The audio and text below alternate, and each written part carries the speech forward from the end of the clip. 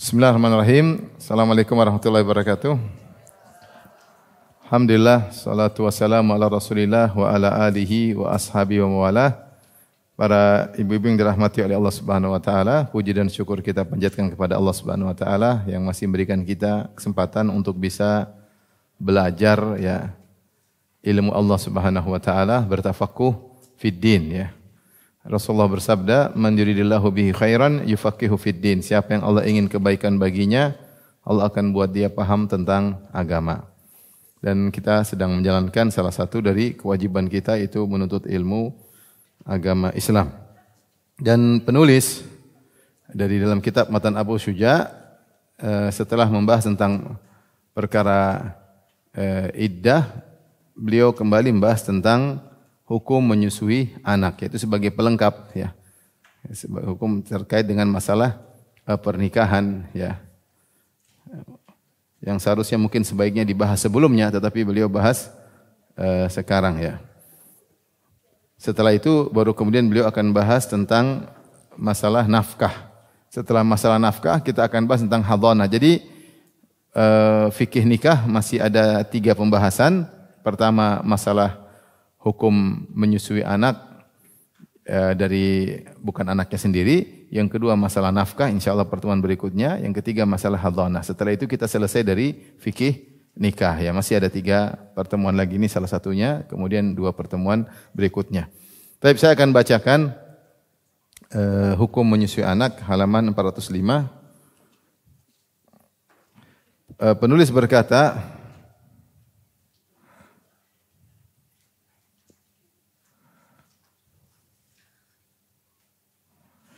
wa idza arda'atil mar'atu bilabaniha waladan sara ar-radhi'u waladaha bisyartain. Jika seorang wanita menyusui seorang anak dengan susunya, maka anak susuan tersebut menjadi anaknya, yaitu anak susuan dengan 2 syarat. Ahaduhuma an yakuna lahu dunal haulain. Yang pertama, usia anak itu belum mencapai 2 tahun. Watsani an turdi'ahu 5 radha'atin mutafarriqatin. Yang kelima, anak itu dia susui sebanyak 5 kali susuan dalam kesempatan yang berbeda-beda, dalam 5 majelis atau dalam waktu yang berbeda-beda. Kemudian beliau berkata, wa yasiru zaujuha aban lahu. Maka suami wanita yang menyusui tadi menjadi bapak anak ini. Jadi kalau dia wanita itu jadi ibu susuan, suami dari wanita yang menyusui itu jadi bapak susuan. Ya. Wa yahrumu 'alal murdi at-tazwiju ilaiha wa ila kulli man nasabaha. Maka haram bagi orang yang disusui untuk menikahi wanita yang menyusuinya dan semua orang yang punya hubungan nasab dengan wanita yang menyusuinya tersebut. Nanti akan kita jelaskan. Wa yahrumu 'alaiha at-tazwiju ilal murda' wa waladihi ya. Dan tadi saya ulangi, wa yahrumu 'alal murda' tazwiju ilaiha wa ila kulli man nasabaha wa yahrumu 'alaiha at-tazwiju ilal murda' wa waladihi, dan sebaliknya juga haram bagi wanita yang menyusui untuk menikahi anak yang dia susui dan juga anak dari anak tersebut ya. Duna man kana fi darajatihi, bukan yang sederajat dengan anak tersebut. Nanti dijelaskan, nanti saya bacakan dulu aja. Au a'la tabaqatan minhu, atau yang di atas dari anak susuan tadi. Tapi kita akan bahas, ibu yang dirahmati Allah Subhanahu wa taala, kita akan bahas tentang ahkamu ar-radha', hukum-hukum persusuan. Adapun masalah persusuan, Allah Subhanahu wa taala sebutkan dalam Al-Qur'an dalam banyak ayat ya.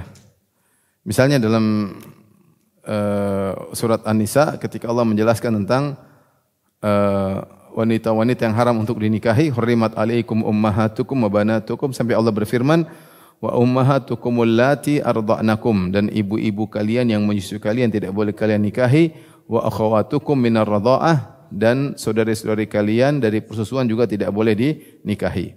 Itu Allah sebutkan. Di antaranya dalam surat At-Talaq, perhatikan dalam surat At-Talaq ayat 6 kata Allah, wa in ta'asartum fasaturdi'u lahu ukhra. Kalau kalian bersengketa atau sulit, maka biarkan wanita yang lain yang menyusui. Misalnya suami istri cerai, kemudian ribut nih, ibunya suruh susu enggak mau. Ya sudah, kalau sulit menyusui, suruh perempuan lain yang menyusui. Berarti ada, kalau begitu isyarat bahwasanya perempuan lain menyusui itu namanya menyusui anak orang. Inilah persusuan. Kata Allah fasaturdi'u lahu ukhra, yaitu wanita lain menyusui, yang menyusui. Yang menyusui. Nah, ini isyarat bahwasanya adanya persusuan, yaitu seorang wanita menyusui anak orang. Kalau ibunya enggak menyusui, ya sudah suruh wanita lain yang menyusui. Kemudian juga Allah juga berfirman dalam surat Al-Baqarah 233, "Wa in aradtum an tastardi'u auladakum fala junaha 'alaikum." Kalau kalian ingin menyuruh wanita lain menyusui anak-anak kalian, maka tidak mengapa, itu dengan dibayar. Misalnya, suruh perempuan lain menyusui anak kalian, ibunya mungkin enggak mau atau ibunya sakit atau hal yang lain, maka suruh wanita lain menyusuinya. Ya, bolehnya wanita lain menyusui, ya. Dengan bayar misalnya, dengan gratisan, maka ini dibolehkan. Dan ini kebiasaan orang-orang Arab terdahulu, ya. Makanya kita dengar kisah Nabi Muhammad SAW ketika masih kecil, ketika dia lahir, maka disusui oleh seorang wanita namanya siapa? Halimah As-Sa'diyah. Disusuin, menyusui Nabi SAW. Nabi juga disusui oleh Suwaibah, ya. Nabi dan Hamzah dua-dua disusui oleh Suwaibah. Suwaibah itu kalau tidak salah budaknya Abu Lahab, dan makanya Nabi dan Hamzah saudara susuan. Taib. Kemudian di antara yang perlu kita bahas juga, jadi ini menunjukkan bolehnya wanita menyusui anak orang, boleh. Perkara berikutnya, dalil bahwa persusuan menjadi kemahraman, ya. Ini banyak dalil, di antaranya Nabi bersabda, "Yahrumu minan nasab ma yahrumu minar radha'ah." Ma yahrumu minar radha'ah ma yahrumu minan nasab. Yahrumu minar radha'ah yaitu pengharaman pernikahan, pengharaman nikah karena susuan. Ma yahrumu minan nasab sama dengan pengharaman karena nasab, pengharaman karena nasab. Pengharaman maksudnya jadilah kemahraman. Jadi yahrumu, kata Nabi, yahrumu minar radha'ah, pengharaman nikah karena susuan. Ma yahrumu minan nasab sama dengan pengharaman karena nasab, yaitu kemahraman. Kalau saya bilang mahram maksudnya pengharaman nikah. Jadi mahram, dilarang untuk dinikahi. Ya. Ini dalil bahwasanya susuan menjadikan kemahraman. Taib. Sekarang bahasan syarat-syarat persaudaraan dengan persusuan. Syaratnya ada dua. Syaratnya ada dua. Silakan ibu-ibu mungkin bisa lihat di buku, ya. Lihat di buku, ya. Halaman 406 di catatan kaki, yaitu Rasulullah pertama, jadi dua syarat. Syarat pertama, ibu yang dirahmati Allah Subhanahu wa taala, sang anak harus kurang dari 2 tahun. Harus kurang dari 2 tahun. Kalau lebih dari 3 tahun maka tidak jadi persusuan. Apakah boleh seorang anak menyusui setelah usia 2 tahun? Boleh saja, ya, boleh saja. Sudah 3 tahun masih nyusui, boleh saja. Bahkan saya tahu ada seorang anak nyusu sampai SMP ada. Ya, saya pernah baca nyusu sampai SMP. Kepingin nyusu mungkin, tapi ibunya sabar. Mungkin dia punya adik lagi, sementara akhirnya dia nyusuin ibunya terus, ya. Tetapi tentunya yang dianjurkan 2 tahun secara sempurna. Kalau lebih dari 2 tahun boleh saja, ya. Tapi kalau sudah sampai besar tentunya mungkin tidak elok lagi. Tapi kalau 3 tahun, 4 tahun mungkin saja, ya. Ya. Nah, kalau anaknya ingin agar terjadi pemahraman, supaya syarat terjadi pemahraman, itu anak disusuin harus kurang dari 2 tahun. Dalilnya firman Allah Subhanahu wa taala, "Wal walidatu yurdi'na auladahunna haulaini kamilaini liman arada ayyutimar radha'ah." Ya, saya carikan ayatnya. Dalam surat Al-Baqarah ayat 233 ini. Ini Quran surat Al-Baqarah 233. 233. Kata Allah Subhanahu wa taala,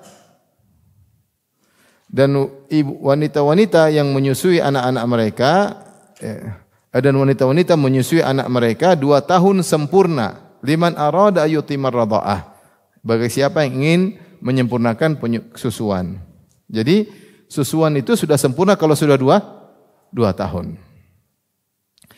Kemudian juga dalam hadis Rasulullah SAW bersabda, "Innamar radha'ah minal maja'ah." Kata Nabi SAW, persusuan itu karena lapar, ya.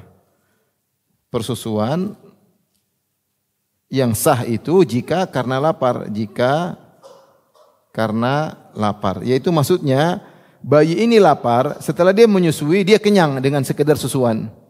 Tapi kalau bayi sudah ada di lebih 2 tahun, sudah 3 tahun, 4 tahun, dia tidak cukup dengan apa? Susu. Sehingga dia butuh makanan yang lain. Tapi kalau masih 2 tahun, dengan susu saja dia bisa kenyang. Maka Rasulullah mengatakan namanya persusuan yang menjadikan pemahraman itu yang jika disusuin, bayi tadi lapar, kemudian jadi kenyang. Dan itu hanya berlaku pada ketika anak masih kecil. Kemudian juga lihat, ya, lihat halaman tadi 406, ya. Kata Nabi SAW dari hadis Ummu Salamah, perhatikan ibu silakan baca. Rasulullah bersabda, "La yuharrimu minar radha'ah illa ma fatakal am'a fi thadi wa kana qabla al-fitam." Susuan itu tidaklah menjadikan mahram kecuali jika memasuki usus yang di payudara dan itu dilakukan sebelum bayi disapih. Sebelum bayi disapih. Jadi Rasulullah mensyaratkan harus sebelum bayi disapih. Nah, bayi disapih umur berapa? 2 tahun. Kata Allah Subhanahu wa taala, lihat ayat berikutnya, wa fisaluhu fi amain. Dan penyapihannya selama 2 tahun. Ini syarat dalil bahwasanya susuan menjadi pemahraman berlaku jika sang bayi kurang dari 2 tahun. Adapun kalau sudah lebih dari 2 tahun, maka tidak berlaku lagi. Dalam hadis juga kata Rasulullah SAW, la radha'a illa ma kana fil haulain. Kata Nabi SAW, tidak ada susuan kecuali di masa 2 tahun. Maka ini syarat pertama, sang anak harus kurang dari 2 tahun. Baik. Syarat yang kedua ibu-ibu, 5 kali susuan secara terpisah. 5 kali susuan. 5 kali susuan, tidak boleh cuma 1 susuan, 2 susuan, 3 susuan, 4 susuan. Dia harus 5 susuan. Dia harus 5 susuan.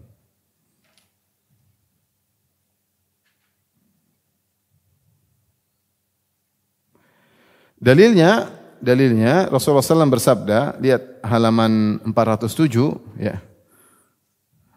407, lihat di tengah-tengah ada hadis, atau dari Aisyah kita bacakan dulu. Nah, nomor 2, Muslim meriwayatkan dari Aisyah radhiyallahu taala anha, dia berkata, ya, dahulu kana fima unzila minal Qur'an, dahulu yang diturunkan dalam Al-Qur'an di antaranya asyra radha'at ma'lumatin yuharrimna, yaitu 10 kali susuan yang menyebabkan pemahraman. Tsumma nusikhna, kemudian ayat-ayat tersebut jadi mansukh, menjadi bi khamsi ma'lumat, menjadi cuma 5 kali susuan yang jelas. Fatufiya Rasulullah sallallahu alaihi wasallam wa hunna fima yuqra'u minal Qur'an. Dan Rasulullah ketika meninggal masih ada yang membaca ayat ini tentang bahwasanya pemahraman itu 10 kali susuan, yaitu maksudnya dinasahkan itu terakhir, bahkan terakhir masih sempat dibaca. Sampai Rasulullah SAW meninggal masih ada sebagian orang baca ayat tersebut, padahal ayat tersebut sudah dinasahkan. Jadi kita tahu dalam Al-Quran ada namanya nasakh. Nasakh itu dibaca kemudian tidak dibaca lagi. Ya, seperti Allah mengatakan, "Ma nansakh min ayatin aw nunsih na'ti bi khairin minha aw mithliha." Ada ayat yang kami nasahkan, kami akan ganti semisalnya atau yang lebih baik. Nah, dahulu di antara ayat Al-Quran ada bacaan ayat 10 kali susuan menjadikan anak menjadi mahram. Ini ada ayat Al-Quran bunyinya seperti itu. Kemudian ayat ini ternyata dimansuhkan. Dimansuhkan ayatnya, sudah tidak dibaca lagi. Dimansuhkan juga hukumnya. Sudah tidak lagi 10 kali, tetapi berapa kali? 5 kali. Tapi penasakhan itu sampai terakhir-terakhir sebelum Nabi meninggal dunia. Sampai ketika Nabi meninggal dunia, sebagian orang masih baca Quran dengan ayat tersebut. Karena mereka menyangka ayat tersebut belum dimansuhkan, padahal ayat tersebut sudah dimansuhkan. Jadi akhirnya yang berlaku cuma 5 kali susuan. Kemudian dalam hadis kita bacakan berikutnya, yang dimaksud dengan maklumat yaitu khamsin maklumat, 5 kali susuan yang jelas. Anna kullu radha'atin mutamayyizah an ghairiha. Setiap susuan berbeda dengan susuan yang lain, yaitu satu susuan beda dengan susuan yang berikutnya. Fahiya mutafarriqatun musbi'atun, yaitu terpisah-pisah dan setiap kali susuan mengenyangkan. Setiap kali susuan mengenyangkan. Kemudian hadis berikutnya kita bacakan lagi halaman 7. Al-Imam Muslim rahimahullah meriwayatkan dari Ummul Fadl radhiyallahu anha, dia berkata bahwa Nabi sallallahu alaihi wasallam bersabda, la tuharrimur radha'atu aw radha'atani aw al-massatu aw al-massatan. Bahwasanya 1 kali susuan atau 2 kali susuan tidak menjadikan pemahraman. Demikian juga 1 kali isapan atau 2 kali isapan sang anak tidak menjadikan pemahraman.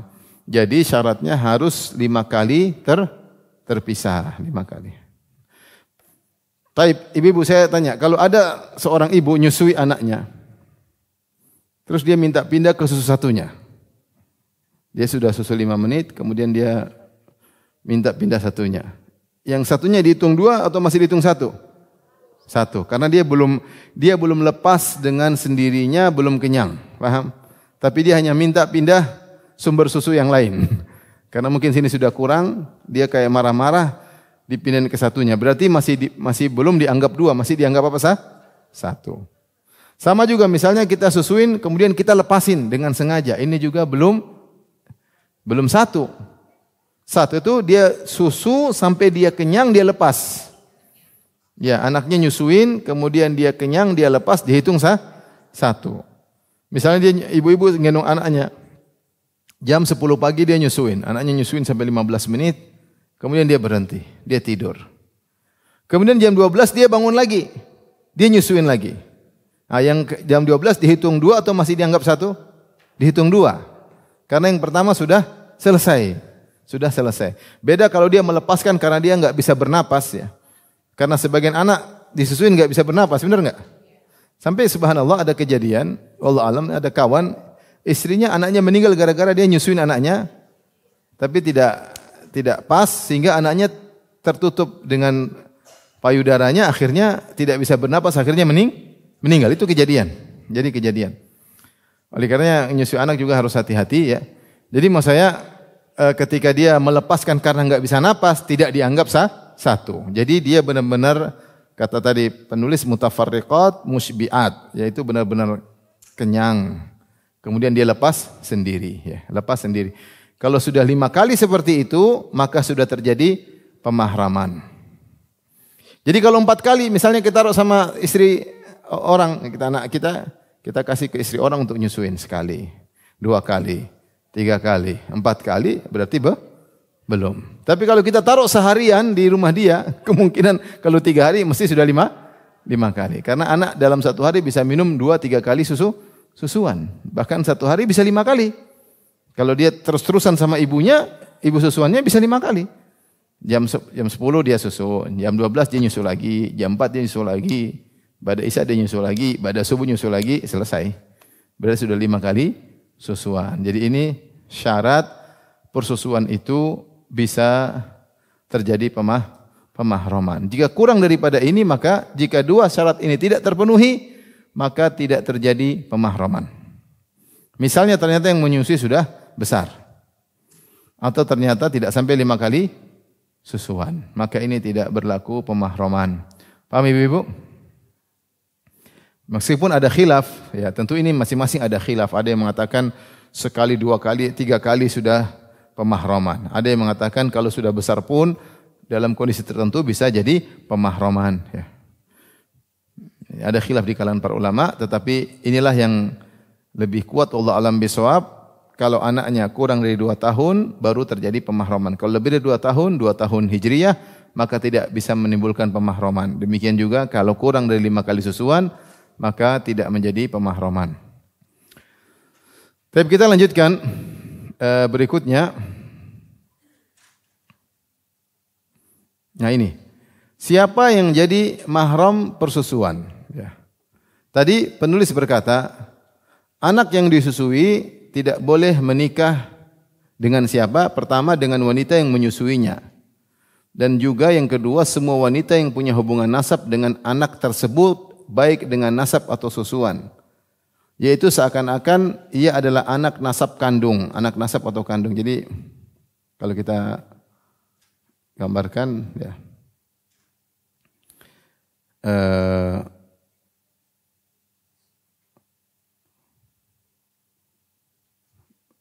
kita bacakan dulu ya. Berarti apa? Yang pertama, semua wanita yang ibunya tadi menjadi ibu susuan. Ibu susuan tadi hukumnya seperti ibu kandung. Anak susuan tadi seperti anak kandung. Dan juga semua wanita yang ada hubungan nasab dengan ibu susuan tadi, baik secara nasab maupun secara susuan, maka juga berlaku bagi anak ini. Seperti contohnya, yaitu seakan-akan dia adalah anak nasab, anak kandung dari wanita tersebut. Sehingga di antaranya tidak boleh dia nikahi siapa? Saudari ibu susuannya, enggak boleh. Ibu susuannya punya saudari, dia enggak boleh nikahi karena saudari ibunya namanya kholah, bibi susuan, paham? Paham? Ya. Kemudian putri dari ibu susuan tersebut namanya saudari sesusuan. Putri dari anak-anak laki-laki ibu tersebut cucu juga disebut cucu-cucu susuan. Ibu dari susuannya juga nenek susuan. Coba kita gambarkan ya. Misalnya sederhananya di sini ada Pak Ijo terus ya. Nikah dengan siapa? Jumintan. Dari pernikahan Pak Ijo dan Jumintan mereka punya anak-anak, di antaranya misalnya Alex. Biar keren dikit lah. Alex, Projo ya. Kemudian Sinta. Kemudian Diana ya. Diana. Kemudian ternyata ada keluarga yang kedua, siapa namanya? Mugi. Misalnya Mugi menikah dengan siapa? Julia ya. Julia punya anak. Di antaranya adalah Robert ya. Robert, terus kemudian siapa? Johnny ya. Kemudian Shizuka. Sama siapa? Nobita ya. Nobita ya misalnya. Baik. Ternyata Julia ini menyusui siapa? Alex, menyusui. Perhatikan, apa yang terjadi? Julia ini ternyata dia punya ibu misalnya. Ini ibunya Julia di atas. Ibunya misalnya Nomi misalnya. Ini ibunya Julia. Ya, nggak usah protes Nomi, ini cuma contoh aja. Julia. Kemudian Johnny punya anak juga. Ya, di sini punya anak. Misalnya namanya adalah tadi Novi.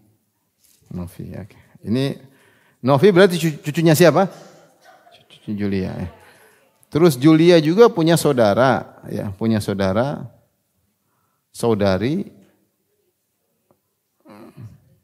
ya, saudari. Ini saudari nasab, ini saudari susuan.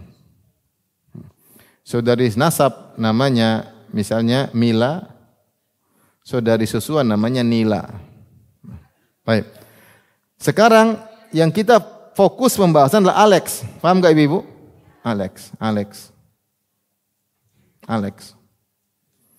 Alex ini dia tidak boleh nikah dengan Julia, jelas karena Julia adalah ibu apa? Susuan. Dan dia tidak boleh menikah dengan Nomi karena Nomi itu nenek susuan. Paham? Dia tidak boleh menikah dengan Shizuka karena Shizuka pacarnya Nobita, bukan? Karena Shizuka adalah saudari apa? Susuan. Shizuka adalah saudari susuan daripada Alex. Kemudian dia tidak boleh menikah dengan Joni karena sama-sama laki-laki. Paham? Dan dia tidak boleh menikah dengan Novi karena Novi adalah cucunya siapa? Julia. Sehingga Novi ini seakan-akan ponakan susuan. Paham? Novi ini ponakan Alex susuan. Paham, saya ulangi. Alex kenapa tidak boleh nikah dengan Julia?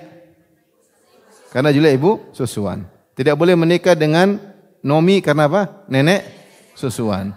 Tidak boleh menikah dengan Shizuka karena apa? Saudari susuan. Tidak boleh menikah dengan Novi karena ponakan susuan. Tidak boleh nikah dengan Mila, saudari nasab, karena tante susuan. Bahkan saudari susuannya Julia juga, namanya Nila juga tidak boleh. Juga tidak boleh, tetapi juga tante susuan. Khala susuan. Paham itu maksudnya perkataan penulis tadi? Paham ibu-ibu? Ada yang bertanya sampai di sini?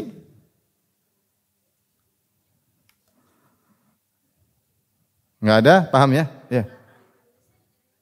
Yang tadi dia bilang apa? Dia bilang tadi yang halaman sebelumnya, yaitu halaman 405. Ya, dia mengatakan semua wanita itu pun haram bagi orang yang disusui, halaman 405, haram bagi orang yang menyusui untuk menikahi wanita yang menyusuinya, dan semua orang yang senasab dengan ibunya, dengan wanita tadi, yaitu yang dimaksud, ya. Ya. Ya.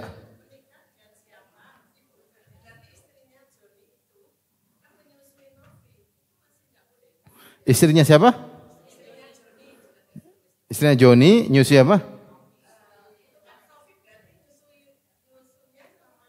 Iya, berarti Alex misalnya Joni punya istri namanya Rita misalnya. Rita itu iparnya Alex, ipar susuan. Enggak apa-apa, tapi dia punya hubungan nasab dengan Julia. Kita nilainya bukan dari ini, tapi dia punya hubungan nasab dengan apa? Julia. Karena semua Robert, Joni, Shizuka, Nobita ini semua punya hubungan nasab, tapi secara punya hubungan saudara, tapi dengan susuan. Mereka menjadi saudari-saudara susuannya si Alex. Paham ya? Ya. Ya silakan. Ada lagi bertanya? Ya 5 kali. 5 kali lebih. 5 atau lebih. Kalau dia susuinnya baru 4 kali, maka tidak dianggap. Belum sah. Atau anaknya ternyata sudah lebih dari 2 tahun hijriah, juga tidak dianggap apa? Persusuan. Tapi kita lanjutkan, nanti kita kembali lagi ya. Karena akan bahas lebih dalam lagi. Baik. Perhatikan sini, sebaliknya wanita yang menyusui tidak boleh menikah dengan anak susuannya. Ya jelas, maksudnya Julia tidak boleh nikah dengan siapa? Alex. Juga anak-anak dari anak susuannya. Alex punya anak juga tidak boleh nikah sama Julia. Karena anak-anaknya Alex adalah cucu susuan dari Julia. Paham? Cucu susuan dari Julia. Namun boleh terhadap yang sederajat. Sederajat maksudnya sederajatnya si Alex. Atau yang lebih tinggi, bapaknya si Alex. Nah kita kembali sekarang, kita pahami. Saya ulangi, sebelum kita masuk ke gambar. Sebaliknya wanita yang menyusui, yaitu maksudnya si Julia, paham? Tidak boleh menikah dengan anak susuannya. Siapa tadi? Alex. Juga anak-anak dari anak susuannya, itu anak-anaknya si Alex tersebut. Namun boleh Julia menikah dengan yang sederajatnya Alex. Maksudnya kakak-kakak atau adik-adiknya Alex. Atau yang lebih dari Alex, bapaknya Alex boleh. Kakeknya boleh. Contoh begini. Tapi kita gambar lagi. Ternyata setelah menikah, Alex punya anak, namanya, siapa namanya? Roni. Ternyata, nah boleh enggak Julia menikah dengan Roni? Tidak boleh. Kenapa? Karena Julia dengan Roni adalah cucu susuan Alex, anak susuan, semua yang keturunan Alex tidak boleh menikah dengan siapa? Julia. Misalnya Alex ternyata punya anak namanya Roni, kemudian punya anak juga namanya misalnya siapa selain Roni? Budi misalnya, Budi, kemudian lagi namanya siapa? Sony, ya. Sony, terus namanya Playtron, terus, oke. Terus sekarang ini semua adalah siapa? Ini adalah cucu susuannya siapa? Julia. Ya. Ini semua cucu susuan dari Julia.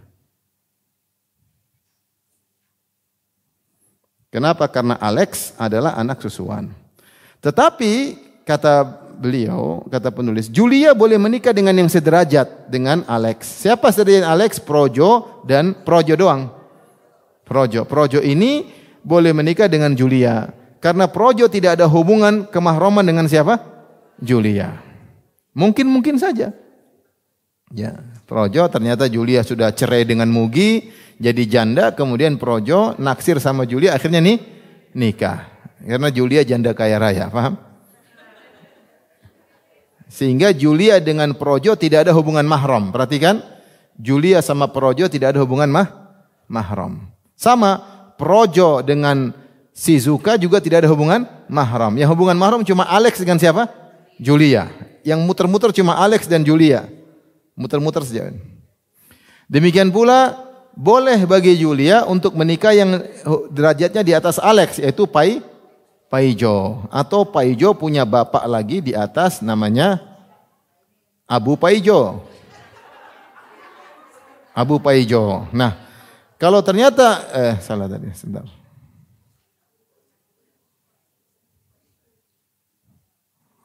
Paijo punya bapak namanya siapa? Abu Paijo. Bolehkah Julia menikah dengan Paijo? Boleh, misalnya Julia cerai dengan Mugi, Julia boleh menikah dengan apa? Paijo. Meskipun Paijo bapaknya Alex. Karena hubungan kemahraman cuma sama pada Alex. Demikian juga Julia boleh nikah dengan bapaknya Paijo, yaitu kakeknya Alex. Paham? Boleh juga dengan omnya Paijo, omnya Alex. Misalnya Paijo punya saudara namanya Guntur misalnya. Paijo ini ternyata punya saudara laki-laki namanya Guntur. Guntur ini siapanya Alex? Omnya Alex. Boleh enggak Guntur nikah sama Julia? Boleh, karena Guntur ini di atas derajatnya daripada Alex. Yang tidak boleh cuma di bawah Alex. Adapun sederajat Alex boleh, di atas juga boleh. Itu maksud perkataan penulis tadi. Paham? Ada yang bertanya?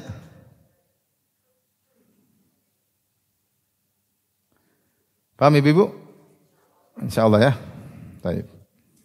Kita lanjut sekarang.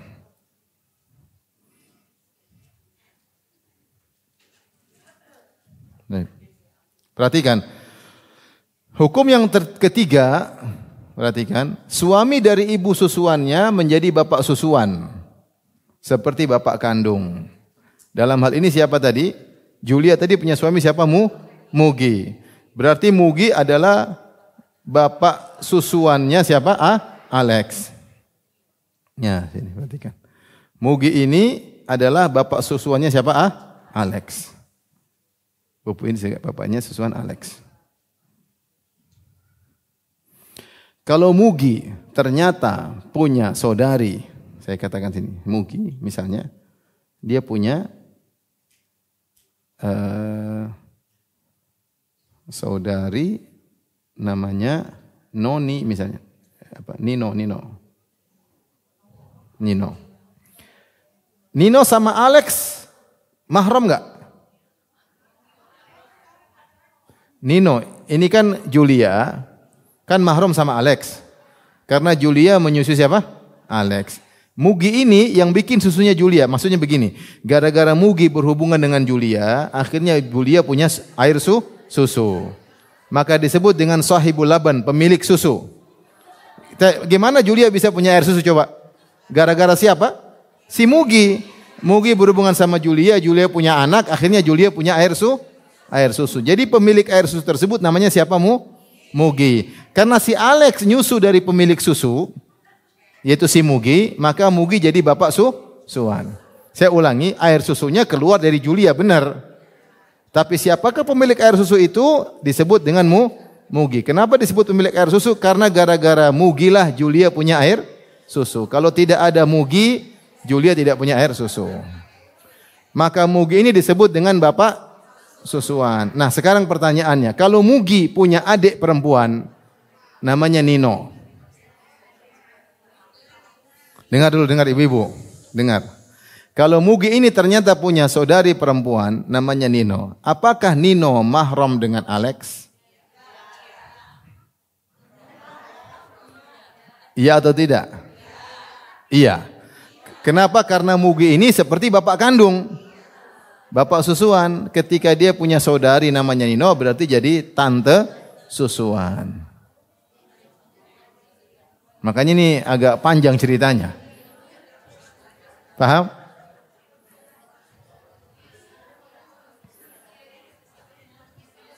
Beda perhatikan, beda kalau ternyata Julia dicerai, kemudian dia nikah sama Anto misalnya. Susu itu bukan dari Anto. Beda.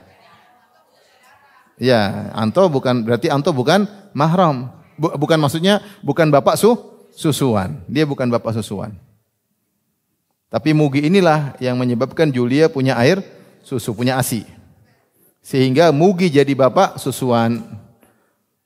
Mugi tadi jadi bapak susuannya si Alex. Tapi ibu coba perhatikan, dalam buku ada, lihat halaman persetuju nomor 3. Coba lihat ibu. Halaman persetuju nomor 3. Saya bacakan, halaman persetuju nomor 3. Bukhari dan Muslim meriwayatkan bahwa Aisyah berkata, Aflah. Ada seorang laki-laki namanya siapa? Aflah. Saudara laki-laki Abul Qais. Sebentar saya lihat dia apa namanya. Ya, Abul Qais. Dia adalah saudara laki-laki dari Abul Qais. Minta izin untuk bertemu dengan Aisyah padahal sudah turun ayat hijab. Maka Aisyah berkata, saya tidak mengizinkannya sampai saya minta izin kepada Rasulullah. Sampai aku minta izin. Kenapa? Karena Abul Qais bukanlah dia yang menyusuiku, tapi Abul Qais lah yang menyusuiku. Ya, kita gambarin ya. Kita gambarin tentang kisah ini. Baik. Ini ada namanya Aisyah. Aisyah menyusui. Itu disusui. Ya, jadi dibalik aja. Menyusui Aisyah. Siapa yang menyusui? Istrinya Abul Qais. Abul Qais. Taib. Kemudian berarti Abul Qais. Statusnya apa? Berarti bapak susuan siapa? Susuan Aisyah. Ya. Abul Qais ini ternyata punya saudara. Namanya Aflah. Aflah. Nah, pertanyaannya, apakah Aflah mahram dengan Aisyah? Nah, itu masalahnya. Nah, Aflah mau ketemu Aisyah. Aisyah enggak mau. Aisyah menyangka radhiyallahu anha Aflah bukan apa? Mahramnya. Maka dia minta izin sama Nabi sallallahu alaihi wasallam. Kata Aisyah, fa abaitu an adzana lahu hatta asta'dzinaka. Ya, saya tidak mau mengizinkan dia untuk bertemu denganku sampai aku minta izin kepadamu. Karena yang menyusuiku adalah istrinya Abul Qais. Istrinya Abul Qais, ya, bukan dia, ini jauh. Berarti kan Aflah ini iparnya siapa? Iparnya Abul Qais, ya enggak? Istrinya Abul Qais, Aflah ini iparnya, ya enggak? Antara Aflah dan istrinya Abul Qais apa hubungannya? Ipar. Hubungannya adalah ipar. Taib. Kemudian apa kata Nabi sallallahu alaihi wasallam? Wa ma mana'aki anta'dhani ammaki. Apa yang menghalangi engkau wahai Aisyah untuk tidak mengizinkan pamanmu? Qultu, jadi kata Nabi, Aflah ini pamanmu. Paman apa? Susuan. Kata Nabi SAW, kenapa? Apa yang menghalangimu untuk mengizinkan pamanmu untuk bertemu denganmu, wahai Aisyah? Kata Aisyah, ya Rasulullah, inna rajul laisahu ardo'ani. Bukan dia yang menyusuiku ya Rasulullah. Bukan dia yang menyusuiku. Ya. Walakin ardo'atni imra'atu Abil Qais. Yang menyusuiku istri dari saudaranya. Dia punya Aflah ini punya saudara Abul Qais yang menyusui istrinya. Maka kata Rasulullah SAW, i'dzani lahu, izinkan dia untuk bertemu denganmu. Fa innahu ammuki, sungguhnya Aflah itu adalah saudara om susuanmu. Taribat yaminuk. Jadi ternyata Rasulullah memberi hukum Aflah ini apa? Paman susuan siapa? Susuan Aisyah. Ya, ini tadi. Ini bapak susuan ternyata saudara ini jadi paman. Paham? Paman susuan. Nah, ini harus jeli ya. Ternyata susuan itu panjang lebar ceritanya. Panjang lebar. Jadi intinya kita gampang aja. Kalau seorang wanita menyusui seorang anak, ini ibu seperti dianggap ibu kandung. Suaminya yang menyebabkan dia punya susu juga dianggap sebagai bapak kandung. Sehingga berlaku persaudaraan semuanya berlaku terkait ibunya juga berlaku berkait apa? Bapak susuannya. Dianggap seperti bapak kandung. Paham ibu-ibu? Insyaallah. Ada yang bertanya? Ada yang bertanya? Ya silakan. Ya nanti kalau nggak ada informasi problem, apalagi informasinya belakangan nanti akan kita sampaikan. Jadi informasi harus sampai tahu karena ada konsekuensinya menjadi saudara mahram, saudara susuan, kerabat ya. Ya, kerabat. Jadi kita bilang tadi susuan itu harus di bawah 2 tahun dan harus 5 kali susuan. Susunya harus susu wanita, bukan susu onta. Karena pernah saya sama kawan-kawan kita pergi waktu umroh, kemudian kita mampir di kandang onta, minum susu. Ini bukan saudara susuan ya, karena ini susu onta. Saudara susuan itu dari seorang wanita dan umur harus kurang dari 2 tahun dan 5 kali susuan. 5 kali susuan ya. Kalau sama-sama ada 2 bayi minum dari susu onta, tidak jadi persaudaraan. Ya, karena susunya susu onta. Silakan. 5 kali. Iya. Iya sama. Jadi bisa dengan langsung, bisa dengan air susu yang sudah dikeluarkan. Puting atau payudara hanya sekedar sarana ya. Jadi bahaya juga kalau namanya apa? Bang ASI. Bang ASI itu repot. Nanti harus jelas ya. Repot ya. Tapi nanti akan kita jelaskan. Tapi ini, silakan ibu tadi. Siapa lagi ya? Salam warahmatullahi wabarakatuh. 5 kali susuan.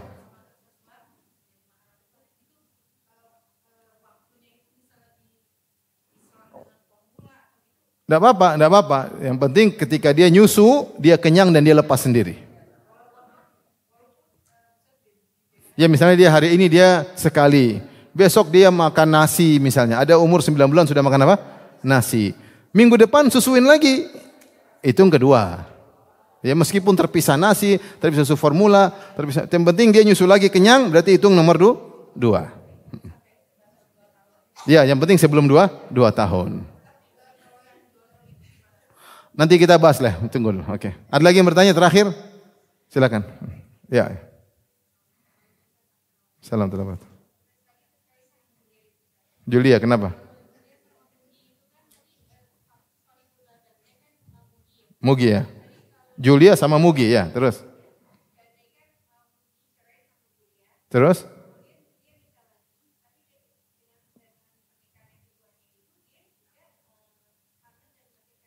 Oh ya berarti beda lagi. Ya, sudah jadi bapak susuan lagi.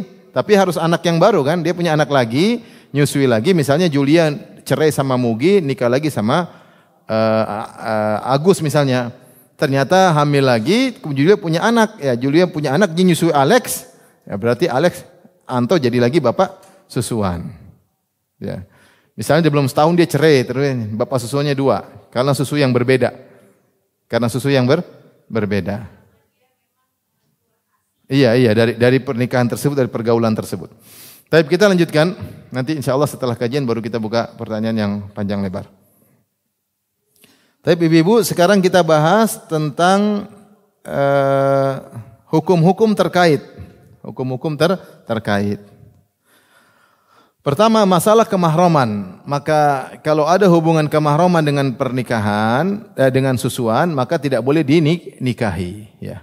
Allah berfirman, wa ummahatukum allati arda'nakum, dan ibu-ibu kalian yang menyusui kalian haram untuk kalian nikahi, wa akhawatukum minar radha'ah, dan saudari-saudari susuan kalian tidak boleh kalian nikahi. Ya. Ini saudari-saudari susuan. Tidak boleh dinikahi. Ini ibu-ibu susuan. Tidak boleh dinikahi, tidak boleh dinikahi. Ini jelas dalam ayat dalam surat An-Nisa ayat 23. Ini hukum yang pertama. Hukum yang kedua, bolehkah berkhalwat atau tidak? Kalau sudah jadi hubungan kemahraman dengan susuan, maka boleh berkhalwat, boleh. Boleh memandangnya sebagaimana sesama mahram. Aurat sesama mahram yaitu seperti yang biasa digunakan untuk meletakkan perhiasan, yaitu di tangan boleh kelihatan, leher boleh kelihatan, kaki betis boleh kelihatan, rambut boleh kelihatan, enggak ada masalah karena sesama mahram, meskipun mahramnya persusuan. Boleh bersafar, boleh.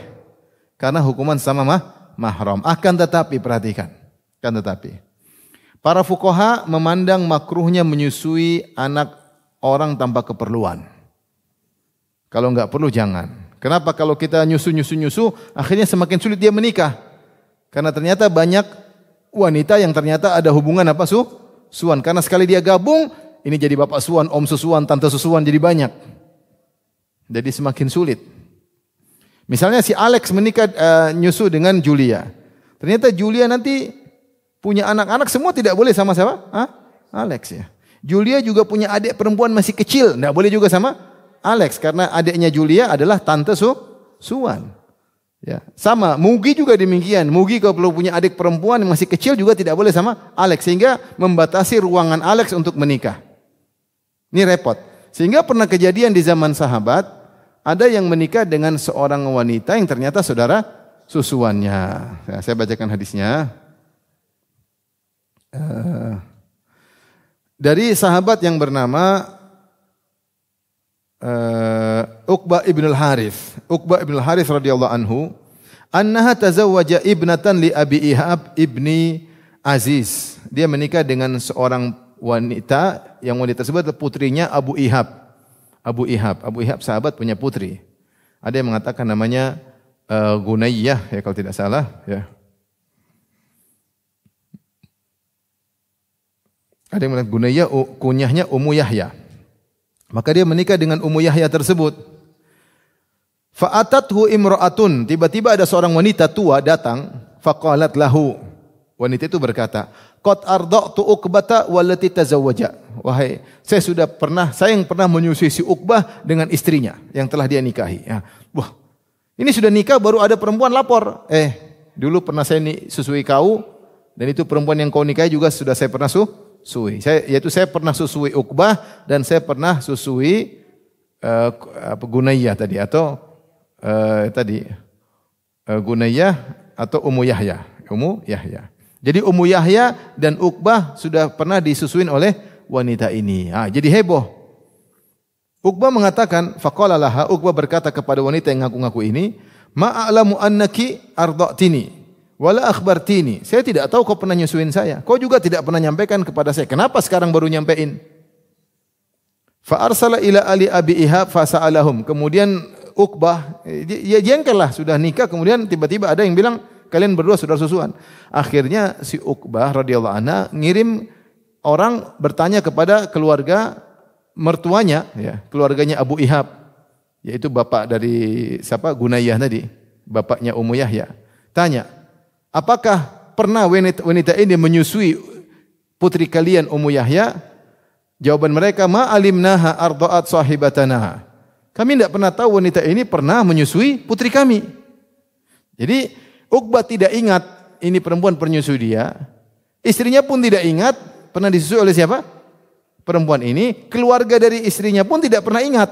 Semua nggak ada yang ingat. Yang jelas masih kecil-kecil siapa yang ingat? Yang ingat si perempuan ini, saya pernah nyusui kau dengan istrimu. Akhirnya faroqiba ila Rasulullah SAW, tapi karena dia takut salah langkah, karena bahaya masalah pernikahan. Maka dia pun naik kendaraan menuju Rasulullah SAW ke Madinah. Jadi bersafar. Kemudian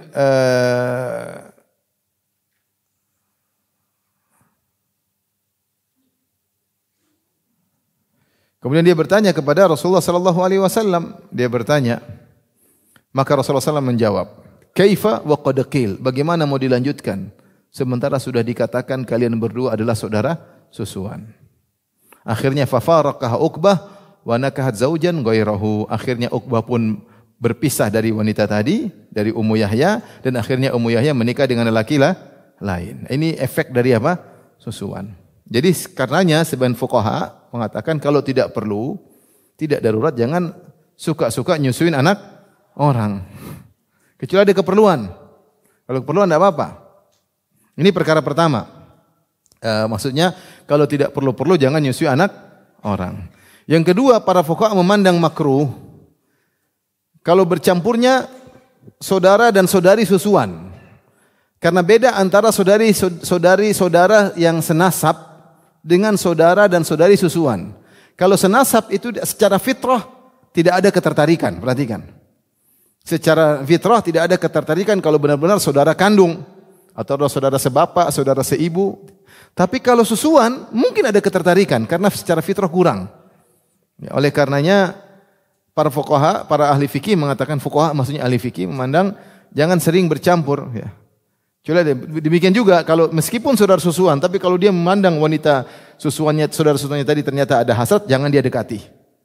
Karena berbeda dengan saudara kandung, fitrah lebih kuat. Ketidaktertarikan dengan saudara kandung beda dengan saudara susuan. Ketertarikan mungkin ada karena tidak tinggal bersama, tidak sejak kecil tidak bareng-bareng, ya.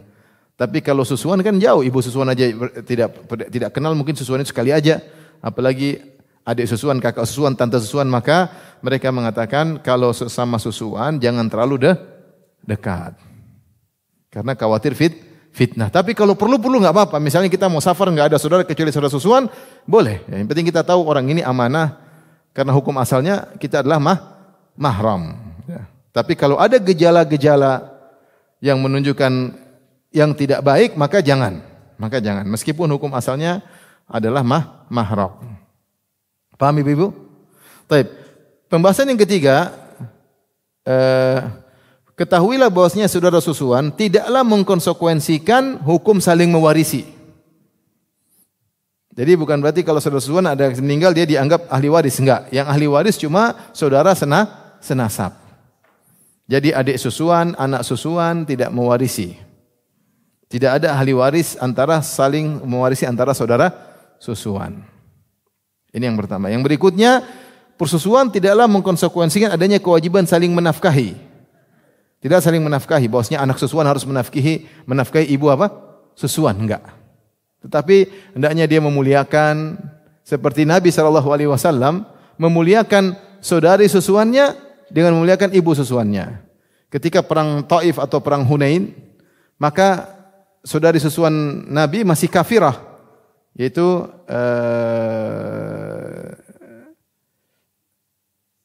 dia datang kemudian dalam kondisi jadi budak, ditangkap oleh para sahabat.